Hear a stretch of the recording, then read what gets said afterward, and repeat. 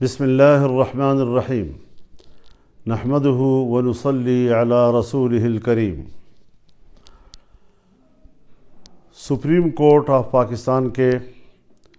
Chief justice جناب فائز عیسیٰ صاحب نے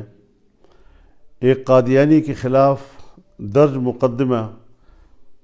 پر اپنا فیصلہ سناتے ہوئے قادیانیوں کو اپنے مذہب کی تبلیغ کی اجازت دی ہے۔ ان کا یہ فیصلہ شریعت اور آئین اور قانون کے خلاف ہے، اس سے متصادم ہے، اور ہم اس فیصلے کو علی الاعلان مسترد کرتے ہیں۔ یہ فیصلہ مغرب کی خواہشات کے تابع صادر کیا گیا ہے اور قرآن کریم کے جو حوالے اس میں پیش کیے گئے ہیں وہ غلط بھی ہیں، بددیانتی پر بھی مبنی ہیں، اور ان حوالوں کے جو معنی اور مفہوم تفاسیر میں متعین ہیں اور ان کا جو شان نزول ہے اس سے یہ حوالے کوئی مطابقت نہیں رکھتے ہیں۔ عقلی لحاظ سے بھی دانشور اس کو مسترد کرتے ہیں۔ لہٰذا سب سے پہلے جمعیت علماء اسلام پورے ملک کے طول و عرض میں ائمہ و خطباء سے اپیل کرتی ہے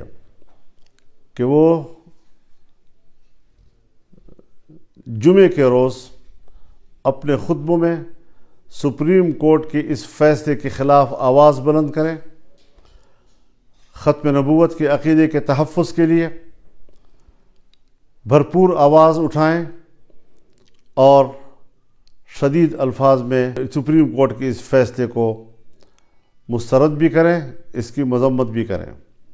میں عالمی مجلس تحفظ ختم نبوت سے بھی اپیل کرتا ہوں کہ وہ فوری طور پر اپنا فرض منصبی ادا کرتے ہوئے تمام مذہبی جماعتوں، علماء کرام اور دانشوروں سے رابطہ کریں، آئینی ماہرین سے رابطہ کریں اور اگلے کسی اقدام کا وہ فیصلہ کریں تاکہ اس معاملے کو ہم منطقی انجام تک پہنچائیں، عوام کی تائید کے ساتھ، عوام کی مکمل موافقت کے ساتھ۔ پبلک کو ہم نے اس حوالے سے آگاہ کرنا ہے اور ان کو اس فیصلے کے خلاف متحد کرنا ہے، ایک پلیٹ فارم پر لانا ہے۔ ہم نے انشاءاللہ العزیز اس حوالے سے کسی قسم کی کوتاہی جو ہے وہ اس وقت ملک اور قوم اس کا متحمل نہیں ہو سکے گی۔ ہم اپنے آئینی اور قانونی وکلاء کو بھی رابطے میں لے رہے ہیں، وہ اس کے قانونی اور آئینی پہلوؤں کا جائزہ لے کر جب نظر ثانی کی درخواست دے گی تو جمعیت علماء اسلام اس مقدمے میں فریق بنے گی، اور ہم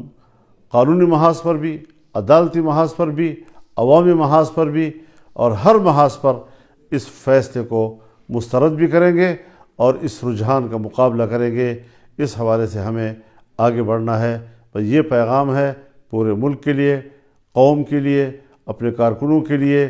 دینی ذہن رکھنے والوں کے لیے کہ وہ ختم نبوت کے عقیدے کے تحفظ کے لیے میدان میں اتریں۔ وآخر دعوانا ان الحمد للہ رب العالمین۔